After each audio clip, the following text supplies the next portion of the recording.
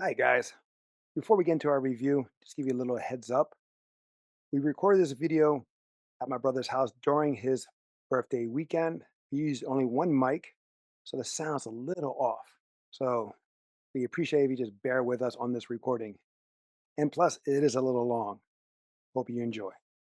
Rotten Tomatoes has this Star Wars series rated at 88% by the critics and 84% by the audience. And I need to know, what the hell are they smoking? The good stuff. Apparently so, because I cannot match this.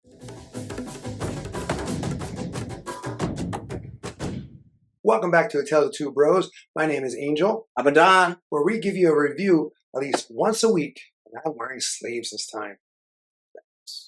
Spoilers. We have now currently streaming on Disney Plus season 1 and 2 of The Bad Batch. Yeah. By the time we're reviewing this, season 2 just ended pretty much about a week or so. At the end of March, it ended.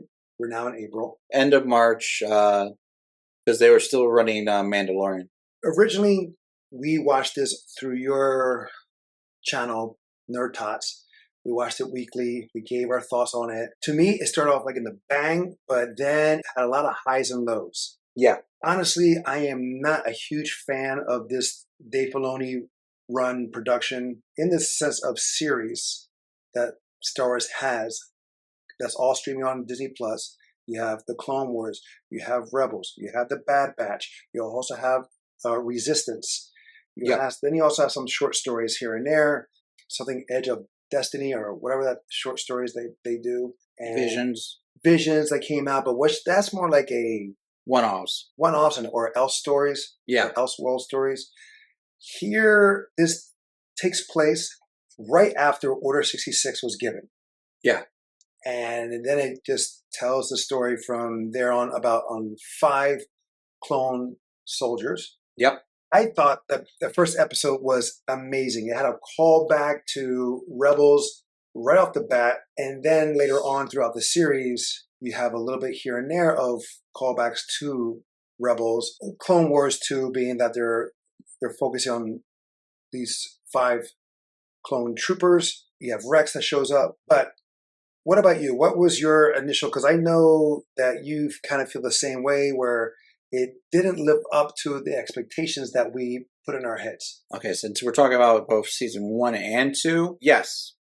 There was, you summed it up right when you said there's highs and lows in the season. Season 2, I think, flowed better. Not much better, but yes. Yeah, season 1 definitely felt more choppy. It's weird because you want to be focused on the Bad Batch group and be like, this is where the focal point of what makes the show really interesting. But no, what makes the show really interesting, in my opinion, was the side stories. The one soldier that didn't go with the group.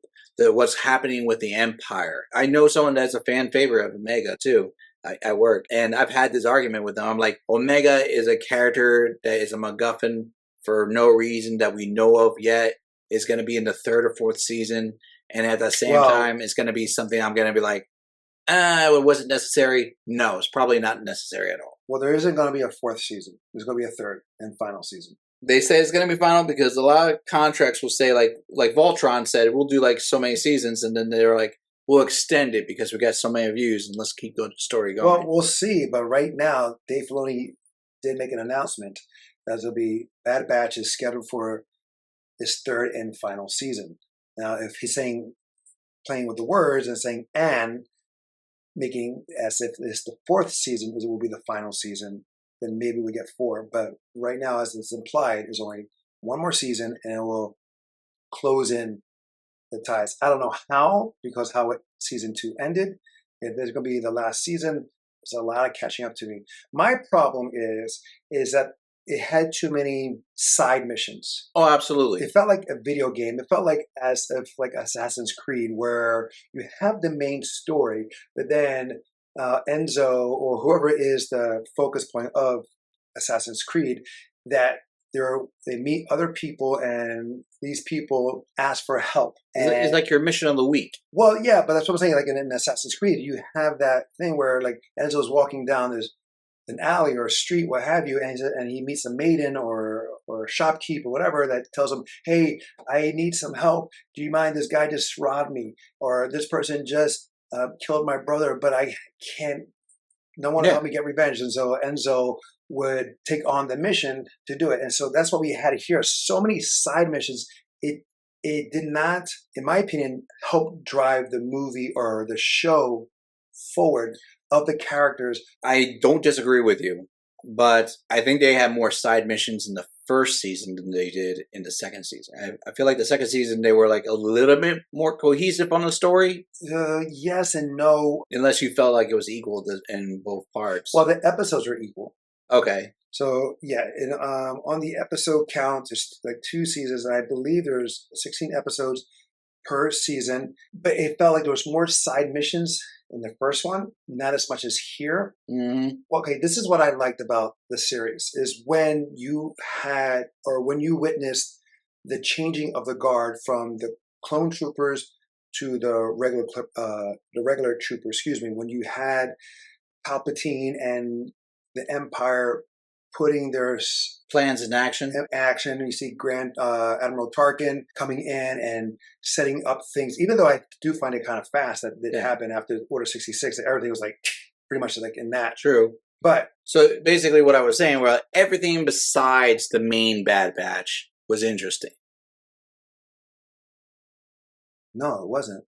Like Admiral Tarkin, the Empire. Oh no, the Empire. But yes, like, okay, but they were more interesting than the 5 main group that you're supposed to be following.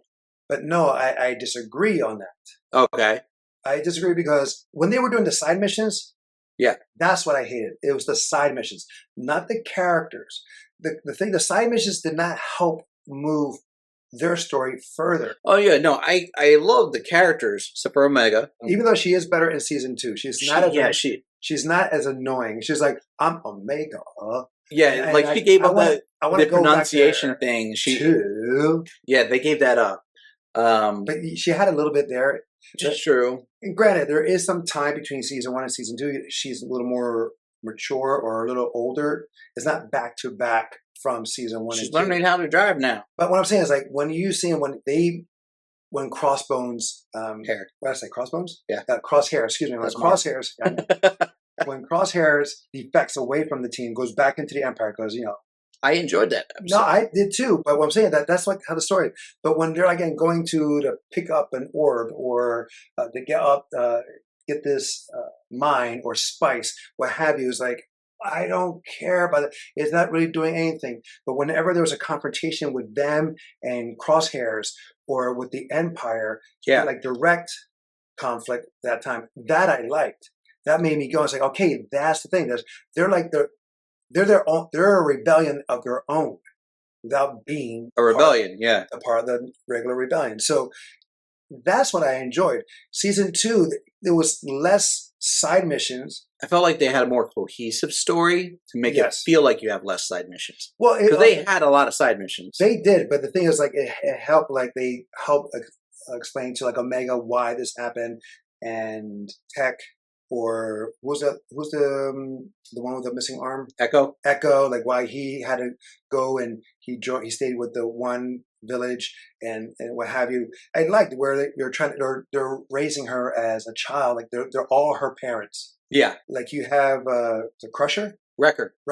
He's like the uncle, the fun uncle. Yeah, and Rambo, Hunter. Yeah, I call him Rambo because he does look like Rambo. Come on, he's the father. Yeah. And everyone's like uncles, and maybe if you want to go into the route of same-sex parents, which it's like 4 men and a baby. Yeah, there you go. Yeah. Or the movie 3 Men and a Girl. Yeah, there you go. 3 men and a baby. 3 men and a baby, right? But now it's 4, but right. So it's kind of the same thing. She was more like a spoiled brat in the first season, an annoying brat. Here she is still bratish, but she's learning.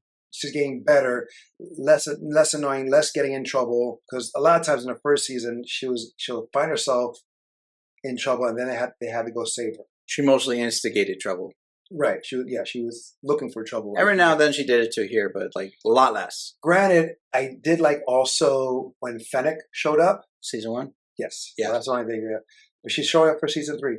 But when I Fennec noticed showed like up, they didn't have any of the bounty hunters, and I was like, I like the bounty hunters in season 1. and Cad Bane, Yeah, as a callback to Clone Wars, and like that. When that stuff came in, we were both excited about that. the great fight scene with her and Cad Bane fighting for Omega, Yeah, back and forth. I mean, yeah, that was great. But again, they took away from the main thing. Like again, how the first episode of season 1, when the order was given, and then they couldn't. They couldn't. There was a malfunction in their chip that couldn't get them to obey, except for crosshairs. That, I mean, stuff like that. It's like, oh, I see where they're going. They're taking a different route from how these clones varied from the rest, or how like Rex got saved by Ahsoka in the end of Clone Wars. So I was like, okay, I see it's different. But then the side missions happen. Then, you know, they of course they escape. It was like, for me, it was just like, no, I get it. Yeah, it was like, we both. I remember you and I talking about this and saying like season 1 when that ended just could have been a shorter season. Yes, and it would have been more concise. If they made like 12 episodes, Mm-hmm. take away the side missions, because a lot of those side missions is more like fanfare for those, For the kids. Well, not just that, but like for fanfares for Rebels, Clone Wars, even the original Star Wars trilogy, because they had the Rancor. They had a lot of fan service. Right, More in season 1. Correct. Yeah. Although the thing about the mech in season 2, I call it a mech because it looked like anime. Where like, it's a secret treasure, and they unlocked this secret weapon that was like was that supposed to be like an anime thing, like a tribute? You got to remind me on that one. It's like Wanda Sykes' character. Yeah. I'm okay with Wanda Sykes, but I just wasn't a fan of her character. Yeah. But they find like a tablet, and they're like, "Oh, this is like a map to a treasure." Oh yes. Oh yeah.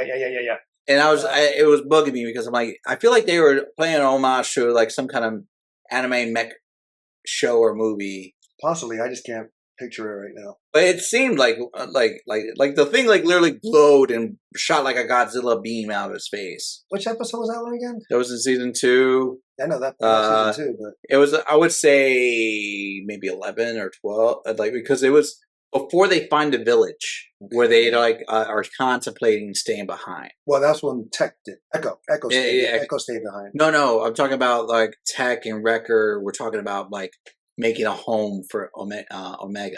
Right, but that was before then, but not by much. Right, but Echo then he's decided to stay. He stayed with them for a little bit. Yeah, because that was like shortly around. Yeah. Oh, the Metamorphosis. That's the episode that you're talking about. Okay. With the alien. No, that's the one with the like the aliens episode where like it hatched. Oh yes. And that reminded me. Yes, it was very alienish. Because like that one episode in season 1 that we were like, that's like a kind of intense episode where Wrecker, his chip was activating. He was like hunting her in the ship. Mm-hmm. Maybe there's like just like homage episodes to certain fandoms or servers. Right.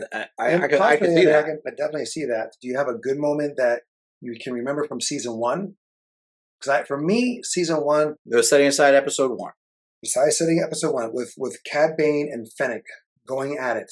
That was a good moment. That was really good. And also moments where Crosshairs almost gets them. Those were moments that brought good tension and like good storyline.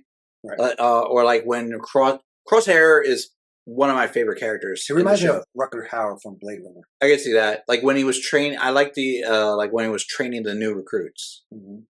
And like the new recruits like are not doing what he's saying, and like he executes one of them. Yes, to set an example. Yeah, he's an interesting, very dynamic character that seems very straightforward, but he has many layers. What was the thing? He's an onion. What was his thing? Like good soldiers follow orders. Exactly. And then that was the thing because they were like, "Oh, he's under the influence of the chip," and they're like, "No, the chip is actually malfunctioned. It's been burnt out." And there was an episode that says that. He's like, "No, he's like, I'm just following the orders. I'm giving like a good soldier." Oh, that set a good precedent because he's a believer. That Wrecker episode I was talking about, like when the chip starts malfunctioning and we realize like he keeps hitting his head and he starts getting headaches, and then it finally occurs. And I was like, that's a really we good saw that coming. Moment. We knew that was going to happen. We saw that as like, is this chip malfunctioning or is rebooting to go back online? Exactly. But then that made me think that Omega was force sensitive. We had that discussion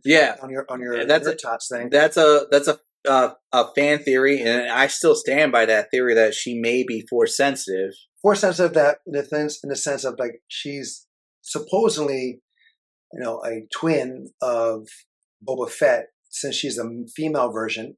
Yeah. And she's a blonde.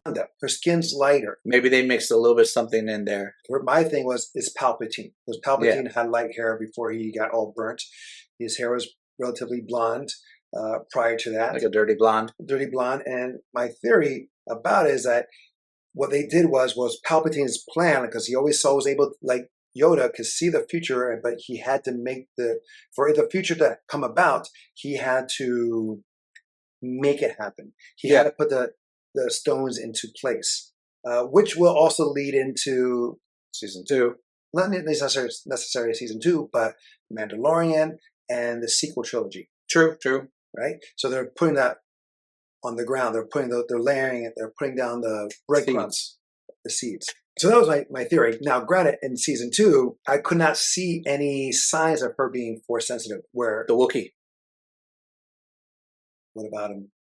I heard, again, this is from online. Someone pointed out, like, it looked like that for a moment. It's like she sensed it before she heard it. Mm-hmm.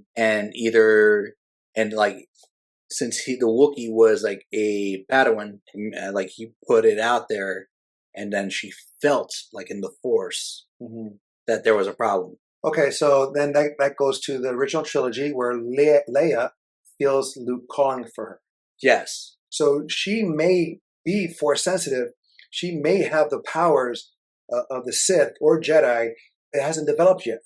Exactly. Especially if you don't have the skill or if you don't know, you don't know. Yeah. So that's where I'm still thinking. I'm still hoping it will be a good climax moment. It will make sense that like they used clone the DNA of Jango. Yeah. And used the DNA of Palpatine and put it into her, kind of like how Connor Kent, Superboy, is Lex and Clark Kent, or Kal-El mixed into one. Yeah, that makes sense. And I mean, they literally say she is an experiment, very much like how the Bad Batch are experiments. So it's like that makes sense. They're using a base sample, the Jango, and they're influencing that base sample to see if they can make Jedi. Right, but the thing is, like, the Bad Batch is a bad batch of the other clones. True, yes. Right? Where she is an intentional malfunction. Or possibly. But the thing is, like, I also put in on your Nerd Tots that I said that she could be the mother of Rey. I said that to a friend too. I was at work, and I'm like, oh yeah, like she could be technically, because you could also make the argument that what if because Palpatine has a son, right? Well, that's the thing. We say that it was the son. Yeah. I think they say it, or we assumed it, whatever but I was like, what if it wasn't the son? It was the daughter. Yeah. Her. Because she was blonde too. Omega. Yeah. Right? She's the one. Or it could be not that. Maybe that is her son, or that he had a son, whatever, and what have you. But she is Omega, whatever. That is, regardless, is still, I feel that the information of who the offspring was, not original, but cloned. Granted, now in the prequels, you have the reveal of who Anakin Skywalker's father was. It's Palpatine. Well, yeah, because he is. They basically said it's like a byproduct of an experiment that he did. Well, he tried, right, because he learned from his master, Darth Plagueis the Wise, that you can form a life with the midichlorians. And he did it. And he's saying it, while he's saying that, he's looking right at Anakin, even though Anakin's not paying attention. He's looking at whatever show, whatever they're at, and he's like, mother effer, I'm your father. He's pretty much saying, I made you. Well, no, saying, I am your father. Yeah. But he's not focused. He's thinking of Padme, whatever, but that's the reveal. Now you can grant it, there's like, no, Darth Plagueis. It's like, no. He learned it. He killed Darth Plagueis, and then, or he made it happen, and then after he was successful in it, then he killed Darth Plagueis. Regardless, Palpatine learned how to do it. Palpatine killed Darth Plagueis, Anakin, his son. But now, does that make Omega and Anakin, brother and sister. If we're gonna go down that rabbit hole, we're going down that rabbit hole. I mean, in theory, brother and sister through metachlorian, not by blood. right? Correct. Because then you can argue like they were both creations of like one biological agent and the metachlorians itself. Right, and this one is also by science. Yeah. So one was by religion or faith, if you will. You can argue that's a science, just as a different form of science. Like was it Thor says, magic is only science that you just don't understand yet, or something like. No, that's Iron Man, right? It's a form of science that we just don't understand yet. I don't know. I feel like that was an episode of Avengers that Iron Man said. Sounds like Shazam. But I didn't watch the sequel, so I don't know. Like I said, for season 1 was with Finnick, Cad Bane, when they really good episode. That was more than one episode, but it was really good. But the one in that Cloud City kind of place. Oh yeah. That's what I'm talking about. Yeah, that was a really good moment. That was really good to see with those two. Again, every time that Crosshairs was almost to get his brothers. What about season 2 for you? Any good scenes there? The last one, the last episode. No, 99. Oh, that was good. That was good. That was touching. That was heartbreaking. And I was shook because I was like, did they really just do that? I mean, it makes sense. It has to happen. Someone has to die. New Hope, Obi-Wan had to die. In A Force Awakens, Han Solo had to die. They kind of foreshadowed in the sense that like Wanda Sykes' character kept putting in moves, and you can see he was starting to reciprocate. And I'm like, that's never the good sign. For me, I was hoping that because they're not Jedi. Jedi is but be pure and have you story-wise. That's never a good sign when you like they develop a love interest, because that's either A, they're gonna walk off, or B, they're gonna be killed off. Well, I guess Group B on this one. Yeah, I know. Again, we see him fall. You don't see it. Like the standard rule, if you don't really see them die, they're alive. I mean, come on. We saw Palpatine. Although that's a high height. No, I totally agree. But we saw Palpatine get thrown down a shaft. He came back. Even though it was a clone. Yeah. He came back. Supposedly. Which I don't understand either on that J.J. Abrams crap where how that character is of Palpatine, a clone, when his skin is still messed up. His fingers are burnt as if he was burnt from the shaft. If you're a clone... I thought it was like that the Sith energy was just causing him, even though he was a clone, like it's just causing him to decay. I didn't even think he was a clone. I thought it was like it was him. Me too. That's barely surviving. It was the necromantic forces from the Sith. No, that's what I saw so too, because he had an apparatus around him that could help him move and function. But someone said it was a clone? Yes. I think JJ even said it was a clone. And it makes no sense. If you're getting DNA of a person, unless it's like an imperfect system, like the energy of the Sith energy is like just causing the body to decompose. Correct. But what I'm saying is like, because they're saying that one that we see in Rise of Skywalker is the successful clone. It makes no sense. That's not the definition of a success that I would think of. No, the success of a clone, you represent or you replicate how Palpatine was before he got burnt. Yeah. Technically, he should look how he was when he was a chancellor. Yes. If it was a success. Exactly. Before he became emperor, before he fought Mace Windu, before all that, yes, he should look as fresh and clean as he did there. So that's why I dispute that is a clone that is actually him, because again, his fingers are all charred and burnt. His skin is still burnt. And he has an apparatus as if his back was broken. Yeah. J.J. Abrams on his interpretation of who Palpatine is in there. Because that is not a clone. That is the original who survived and tried to make a clone to do it in another body. Because in the comic books version, Legends story, that Palpatine was jumping from clone to clone because the Sith powers was so deadly and so draining that he needed a new host every so often to jump his spirit into to take over. Basically like Apocalypse from the Age of Apocalypse X-Men movie. Yes. Right. Yeah. Right. So he needed a new host, right? They were seeking, but he had them. The Clone Wars was all an experiment to see if he can live forever. Which is always the end goal. Right. So he had the Jango Fett as a sample. This is all in the Dark Empire. Yeah. Well, not necessarily Jango Fett study, but the Dark Empire came out before, I believe, the prequels and the Dark Empire. That's why you have that story. I mean, this is all falling in line with what's going on with the shows and the movies, anyways. Well, so, they're bringing it forth. They're trying to bring some of it canon, yes, but again, there's like short stories of showing how Palpatine would keep his youth or his age or whatever, like until when he got his Sith powers, and what he would do, like he would eat womp rats, like to replenish the energy he drained while he will command the Sith powers or Sith forces. So I don't know how that works. So, no, because the thing is, like when we see him in Return of the Jedi, or not Return of the Jedi, but Empire Strikes Back, where we first see him like all like decaying skin, they did like some flashbacks where he will conjure some spell, whatever, use the Force, and then that would drain him, and then he'll eat a romp rat or two, and it'll replenish him. No, I'm saying I just don't understand how the womp rat works. Well, it's just something he could just. It's just a life force essence that he had. There, it wasn't like anything. But so they were like alive, and he would eat them. Right, consume the life force energy. Right, he'll actually eat them. Yeah. But anyway, Dark Empire, like Luke wanted to see how, like, what made his father turn. Could he go to the dark side and return out?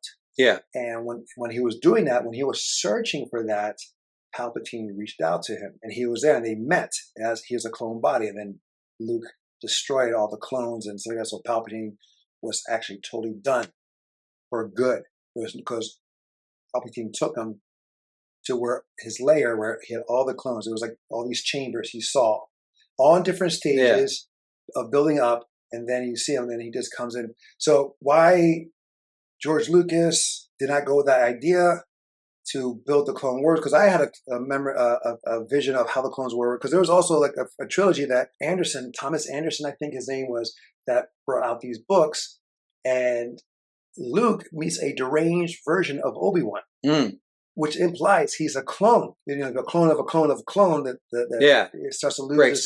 It breaks down. So he met he looked at it, he's like, he looks a lot like Obi-Wan, straggly hair, long nails, like that. And so Anderson set this way how the clones were, and it says not of these clones based off one soldier, but clones of Jedi and other people to help defeat the Empire or the Federation, Trade Federation, whatever. In a sense, like there was a big war. The Clone Wars was more like the Sith and the Jedi fighting together. But how do you able to take control? You make clones of yourself. Stronger in numbers.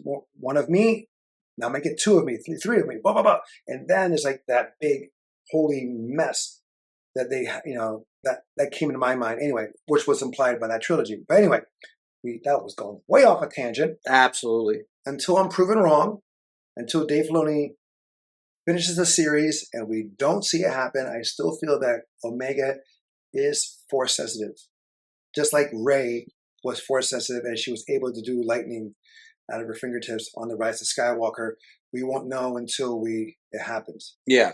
We get and maybe not. Maybe she is just totally a regular clone that one species, whatever, made her a female to have of her own, a child of her own, whatever. I don't know. Okay, so for season 2, we said the final episode, good. Final episode was awesome. It was you can feel the stakes there. You can feel like you're rooting for them to survive. Bone crushing when Tech fell. Yeah. The other episode we said that was also good was the episode where they focus on Crosshairs, and it's him by himself with the general on the ice base. Oh, that one I liked. Yeah. Oh my God. When he defects. When he got revenge. Yeah. That's what it was. Yeah. It was totally revenge. This is when he broke out. Like, because he was still technically for the Empire, because he could have easily turned against them super quick. But then he's just like this man died doing what you asked. And he's like, he's just it's property. He's just property. And then he just turns the gun on. But what we see here in season 2 with Crosshairs, you see him, he's starting to miss his brothers. Yeah. He goes into the same chamber that they were in. Yeah, he's isolated. The barracks, excuse me. Same barracks. Well, no, it's not that he's isolated, that because he's with a new team. Yeah, but they don't sit with him. But where he sleeps. No, yeah, he's by himself there too. I'm thinking of the cafeteria. The cafeteria that no one sits with him. He's Right. he's Well, he's by the himself only- in the barracks. Well, he's the only clone Yeah, left. Everyone else are like regular. they're assigned soldiers. elsewhere or decommissioned. But no, he's missing. He's all alone. He wanted to be alone. He was happy with that in the first season. But here, he's like, you can see that missing. And then when he meets that other clone on the isolated ice planet, he's starting to realize change needs to be made. Yeah, And when he befriends him and then he loses his new friend, someone he could relate to because he's another clone, and he sees his brothers in that face he looks at. yeah. And when he broke rank and broke order to get his revenge, that was a great moment. Great moment. And not just that, and the way that how they did it too was a slow pace, slow turn, raising up the arm like to confirm that he's got to shoot him. That was a beautiful scene. That was a great scene. You see that Crosshairs is broken. Well, he's not broken, but he broken that chain of command. Yeah, he's broken in the sense that he's no longer, like I said for season 1, I would dare say he's a believer. Mm-hmm. Like he's a believer in the cause, believer in the empire. Right. In this case, he's no longer of that faith. And speaking of believers, I like the episodes where they were back on Coruscant, even though I wasn't a fan of the princess. I wasn't liking the princess. She reminded me of Omega. It's the same actress, I want to say. Look, she painted her face. It's Omega just with her face painted blue. Exactly. But everything that was happening on Coruscant, and then by the end of the episode, the Emperor comes up, and it turns out he was planning for this all along. I'm like, this is masterful. Like, I'm not for like evil deeds, but I had to applaud. I'm like, my man, the Emperor, just masterminding his way out of this situation. Yes, and I believe it is the same actor For Omega and the Princess, right? No. Oh, for the Emperor? No, yeah, Emperor. He comes up. Yeah. So he's in, So let's go really quick on that. We have like Ian McDermott playing Palpatine, reprising his role. He did it in 2 episodes, especially one in first season, one in second season. I feel like they had less guest actors in season 2. Yes and no. Well, Ernie Hudson, he's from Ghostbusters. Yeah, he was there. You have also Steve Plum. Steve Plum is an amazing voice actor. He's Wolverine in so many. He's Snake. Yeah. From the Metal Gear Solid. Bobby Monahan. He's from Saturday Night Live. He's in that. He's here. You have Hector Elizondo. Yeah. He's from Pretty Woman. He befriends Julia Roberts' character. Never saw the movie. I'm familiar with Pretty Woman. I just never saw the movie. No. But anyway, I just pointed out, but he's in so many movies. Gray Griffin, she's a well-renowned voice actress. Dave Filoni he was Chopper, and it wasn't more in season 1, but yeah, Chopper got like 1 or 2 scenes in this season. Seth Green makes an appearance. I believe it. Yeah, of course, Ming-Na Wen playing Fennec. Season 1. Yes, you have Robin Atkin Downs. He's a really, again, well-known voice actor. He's one of the voices in Uncharted series. Oh, okay. Yes. Phil Lamar plays Bell Organa and others. Wanda Sykes, as we mentioned. Yeah. Rhea Perlman from Cheers, like that. And you have Dee. Yeah, that's true. She's the one gives them the missions. Yes. Dee Bradley Baker. He's all the voices of all the clone characters.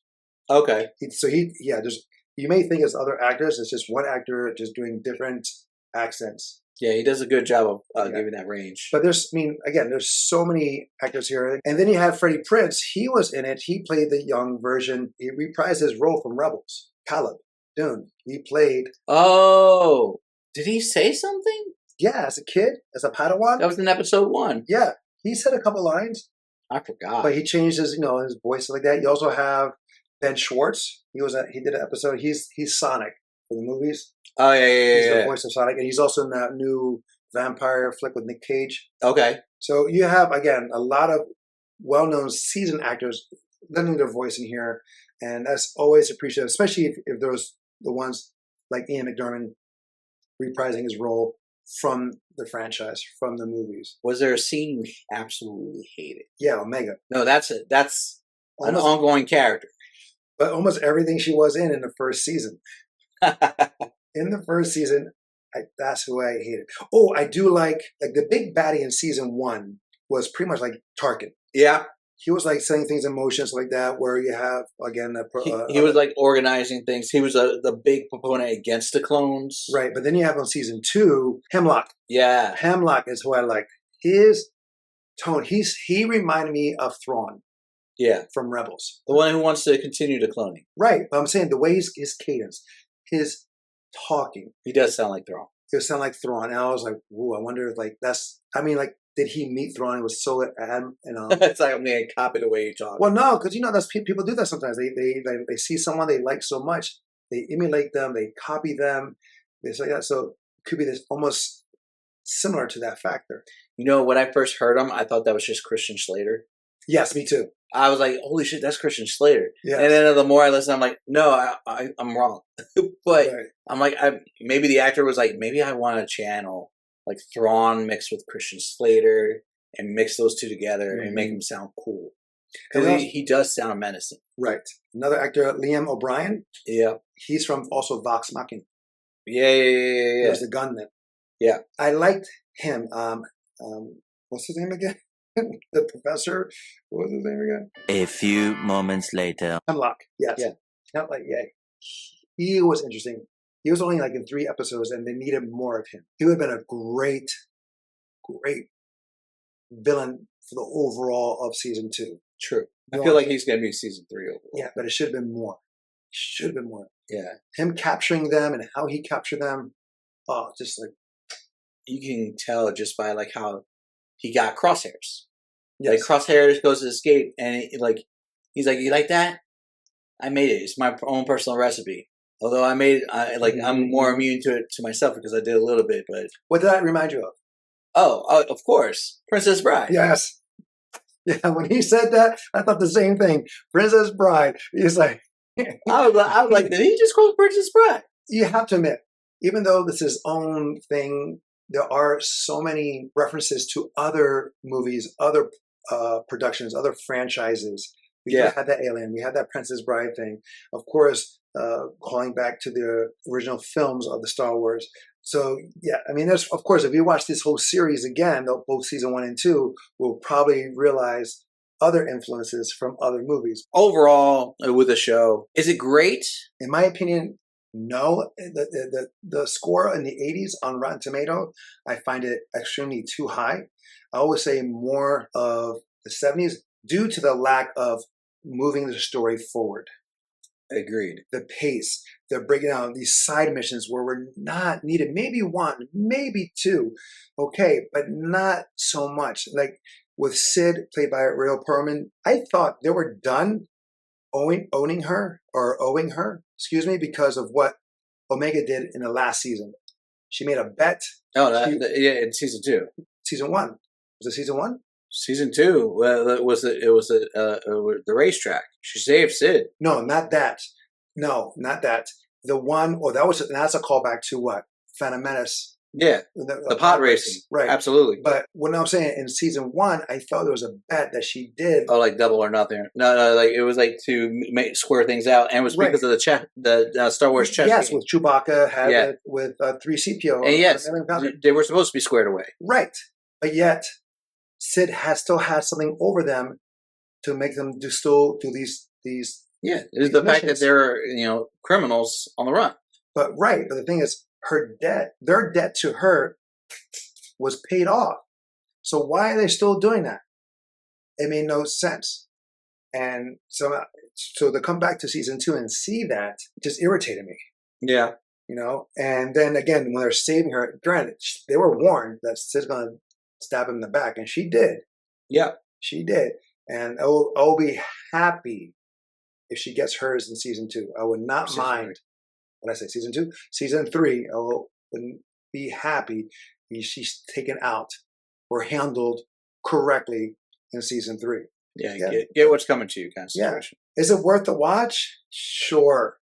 I would say if it's on in the background, it's all good. It's not a show that demands my focus for most of the episodes. Yeah, I mean, I wish that we were able to tell the viewers and listeners to which episodes to actually watch. My focus is not that strong. Could have been an 8-episode series or season. Oh, it's season. 8 episodes would be fine. Just to push it along, just to get that story across, to get the, for us to have a little more emotion. Yeah, to feel connected to the main characters. I was going to say one more thing. For a guy that looks like Rambo, and they say like his senses have been tuned to the fact that he can tap into the electromagnetic spectrum, so he's such a good hunter.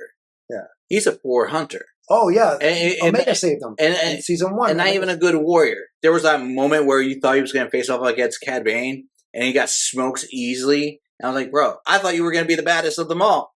No, it's like right, I can right. see, I can sense when the storm is near.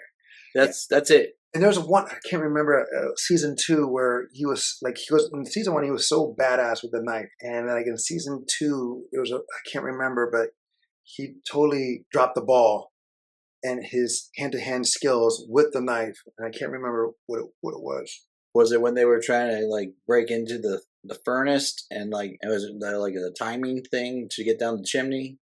Possibly, I just can't remember off the top of my head. I have to watch again, but I really want to know what I'm trying to remember. Or not. Okay, out of the 5 clones, not including Omega, but of the Bad Batch, who is your favorite? Wrecker. I love Wrecker. Wrecker's cool. What about your second? Second favorite was Tech. No, that's a lie. Crosshairs. Crosshairs is I was excluding Crosshairs for a moment because technically he had turned, but he's still a clone. He's still a Bad Batch man. Yeah, and I do love me some Crosshairs. Yes, the way he is like I said, he reminded me of Rutger Hauer and like Clint Eastwood, Dirty Harry. Yeah, kind of. When he wants to be a smartass, is great. Oh yeah, when he burns people in a sense with his words. He doesn't need a gun for that. He'll get you with those words. And the least favorite, I would say Hunter. Yeah, right. It was pretty because Tech brought some to the table that was good, and they all did. Like the episode with Echo where he got confused as an android, that was still entertaining too, and that was also with the bounty hunters too. Right. So yeah, Hunter is the one, but he was like more of the father. So he was more like he's supposed to be the team leader. Right, but he's like the straight man. Very much so. And so everyone else are like the outside characters or the crazy ones, if you will, where he's more like the level-headed, something like that, which is fine. He's a level-headed guy who has a skull tattooed to his face. Yeah, weird. But I mean, in the first season, he was pretty badass overall in a lot of things. But then it was like it got softer in the second season. Yeah, somewhat. I don't know. But will I watch season 3? Of course. Why? Because I got to see what happens. I got to see if my theory of Omega being force sensitive, if Crosshairs comes back and saves his brothers, or rejoins the team, or if Echo is truly dead. Tech. They had 2 science guys. I know it makes it confusing. Well, no, but Echo's the one with the arm missing. Tech is the savage one, which he would have had some great one-liners. I'm sorry. Yeah, he did. He had great dry humor in that. In this series, like when they were arguing about like who lost what, that was a little bit funny to me. Like he's like, I didn't lose it. It's like, but you had it last, right? So by definition, you lost it. Right. And then Wrecker flipped it on him. They had a great dynamic, the 2 of them. The characters, and then how the voice actor, again, Bradley Baker, he did a great job of able to have like a conversation, almost like Seth MacFarlane in Family Guy. Yeah, of talking, with Quagmire and then playing right off himself and flipping voice from one to the other and all this. Yeah, and because he does like 8 characters on that show easily. And then also American Dad, he does Stan and does the alien, and then so able to do all those characters and riff right back one to one. Now, granted, in the studio, it's not as easy as that. He says his line, and then they stop recording, and then he goes into another character, says that. Mm-hmm. Or sometimes to rush time, if time's behind, he'll do all of them together.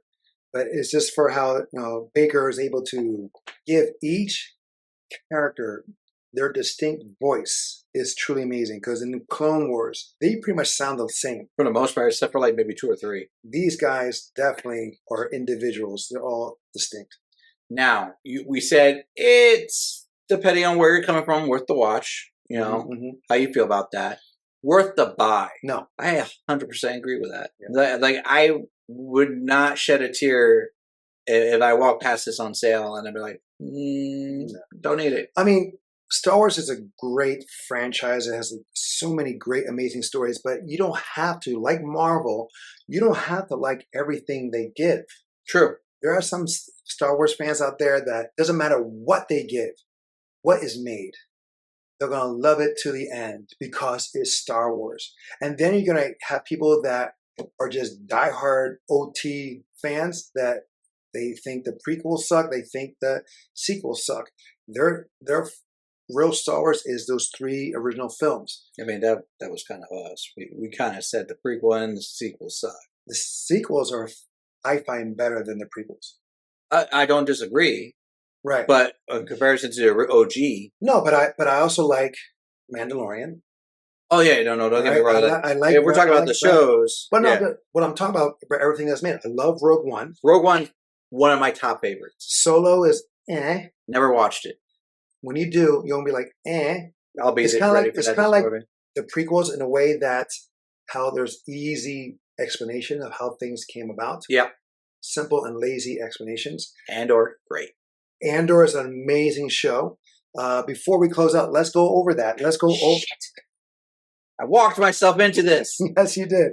So, of shows, including Clone Wars, because they brought the last season, the finale season, on Disney Plus. So you have the Clone Wars, you have Rebels, you have the Bad Batch, you have Obi-Wan, you have Boba Fett, Mandalorian, Andor, Visions, Resistance, and was it Legends or Legacy? Tales of the Jedi. Tales of the Jedi. Okay.